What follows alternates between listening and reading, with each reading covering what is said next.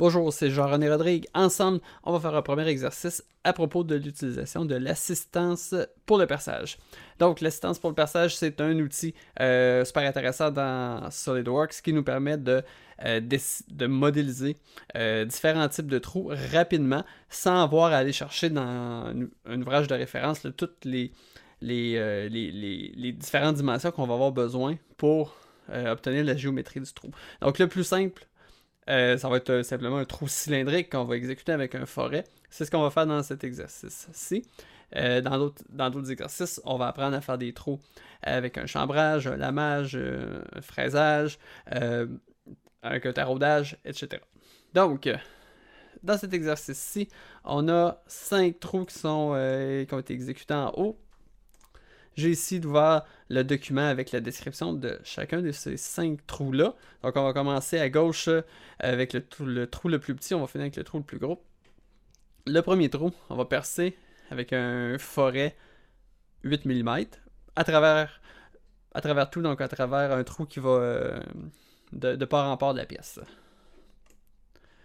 Donc, vous avez les exemples en haut. Je vais simplement les reproduire dans la partie du bas de ma pièce. Donc, dans l'onglet Fonctions, on va lancer Assistance pour le perçage.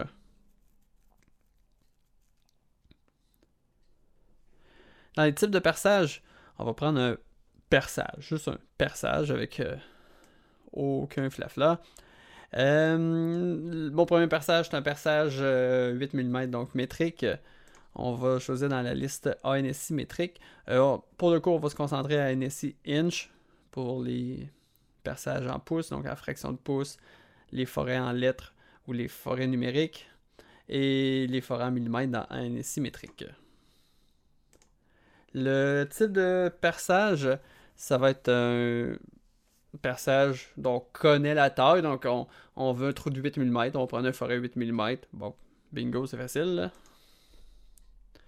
Et là, on a la liste de tous les forêts standards qui existent, fait qu'on va simplement descendre jusqu'à 8. Donc 8.0. Si on affiche la taille personnalisée, on va avoir la surprise que ça mesure un diamètre de 8 mm. Oh my god. On va le refermer parce qu'on n'a pas besoin de le changer. Condition de fin, on va percer à travers tout. On peut ajouter un léger fraisage là, juste pour briser l'arête sur la face supérieure, face inférieure. Donc pour l'exemple, on va simplement le laisser décocher, mais sachez que ça existe. On va ensuite se déplacer dans le deuxième onglet. On était dans l'onglet Type. Donc pour le type de perçage, on va aller dans l'onglet Position. Et il nous demande quelque chose. Il nous demande sur quelle surface on veut percer notre trou. Donc on a deux choix. Soit on va percer sur une surface, dans ce cas-là, dans la surface ici à l'avant. Ou si on veut faire des trous dans plusieurs surfaces. Exemple, on va faire un trou sur la face. On va faire un trou sur le profil. Puis on va faire un trou sur l'autre profil. On va choisir une esquisse 3D et on va aller esquisser des points sur chacune de ces faces-là. Nous, on va simplement se limiter à une surface. Donc, on ne cliquera pas sur le bouton esquisse 3D. On va tout de suite se déplacer dans la fenêtre de dessin. On va cliquer sur la face dans laquelle on veut percer. Donc, je vais cliquer n'importe où sur la face de mon bloc. Et là, il y a un petit crayon qui apparaît.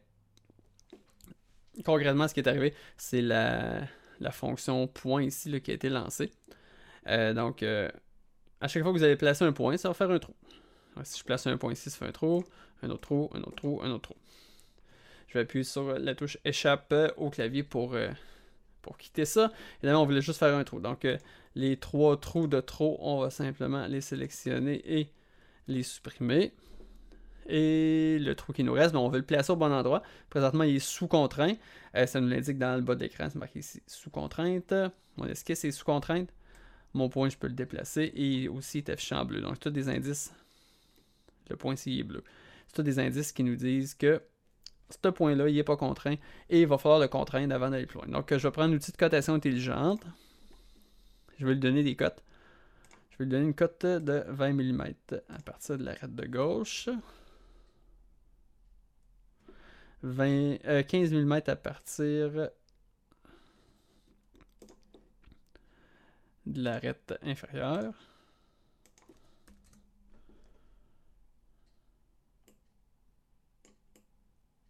En fait, c'est pas vrai.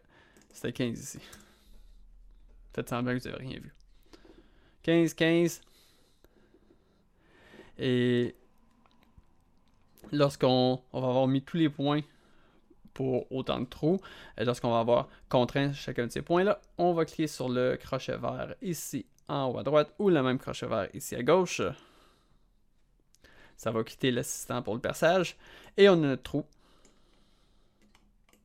qui effectivement est de bord en bord de la pièce, qui devrait bien mesurer 8 mm, diamètre de 8 mm. Et qu'est-ce qu'a fait l'assistant de perçage? Il a créé dans l'arbre de création un nouvel élément, une nouvelle fonction qui s'appelle diamètre pour perçage diamètre 8.0. Et dans cette fonction-là, il y a deux esquisses. La première esquisse, c'est le positionnement de mon trou. Donc 15 mm, 15 mm. La deuxième esquisse, c'est le profil du trou. Donc c'est simplement un trou cylindrique de 25 mm de profond par 8 mm de diamètre. Si on venait changer l'épaisseur d'une pièce, le 25 mm va être ajusté automatiquement étant donné qu'on a dit à SolidWorks de percer à travers tout.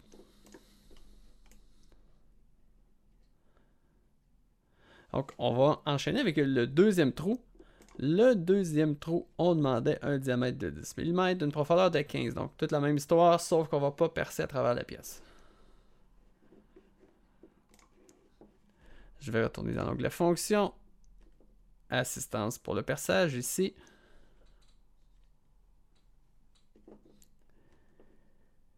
Toujours un trou. Toujours un perçage. Toujours en métrique. Toujours taille de perçage. Dans ce cas-là, on voulait 10 mm. Jusqu'à maintenant, c'est pas beaucoup plus difficile. Là. Et condition de fin, au lieu de à travers tout, on va dire borgne. Et on va entrer la profondeur de 15 mm. On va se basculer dans l'onglet position. On va cliquer sur la face sur laquelle on veut exécuter le trou. Et on va placer un point à l'endroit approximatif où est-ce qu'on veut notre trou. Ensuite, on va aller chercher l'outil cotation intelligente. On va mettre notre code de 15. Et là, on voulait bien une distance de 20 mm entre les deux trous. Si, à ce moment-ci, on change d'idée, si admettons, la position est bonne, ça nous convient, mais on veut revenir en arrière, on veut changer le diamètre du trou, on veut changer sa profondeur, on veut changer le type de trou, on va cliquer sur l'onglet Type. Donc, toutes les options qu'on avait précédemment sont encore là. On peut modifier. On peut retourner dans l'onglet Position pour changer la position. Puis, quand on est d'accord avec le type et la position, on va simplement cliquer sur le crochet vert et constater qu'on a pas mal bien fait un trou de la même dimension que lui d'en haut. Avec mon œil bionique, là, je vois que c'est pareil. Et qui défonce pas la pièce. Qui me semble être de la même profondeur. Encore là, si je vais voir la nouvelle fonction qui a été créée dans l'arbre de création, je constate que deux esquisses. La première qui est le positionnement. La deuxième qui est la forme du trou en tant que tel. Donc le trou a un angle de forêt de 118 degrés. Donc le cône dans le fond du trou à 118 degrés. Un diamètre de 9.8, fait que probablement que je me suis trompé, et une profondeur de 15 mm qui est prise là, sur la profondeur là, de la section cylindrique. Donc j'ai entré le mauvais diamètre, je peux simplement double-cliquer dessus ici, entrer 10, accepter, et j'ai corrigé. Sinon, si vous avez un trou que vous voulez modifier, vous pouvez toujours aller dans l'arbre de création, trouver la fonction correspondante. Vous cliquez avec le bouton de droit sur la fonction. Vous allez choisir le premier élément qui est éditer la fonction. Et vous pouvez changer maintenant le type et la position. Donc, visiblement, je m'étais trompé. J'avais sélectionné Faudrait que je regarde mon propre vidéo, voir ce qui s'était passé. 9.8 au lieu de 10, donc je vais remettre à 10. Je vais accepter. Et là, mon trou est bel et bien de 10 mm de diamètre. Donc, je vais sauvegarder et je vais continuer pour les 3 derniers trous dans une vidéo suivante.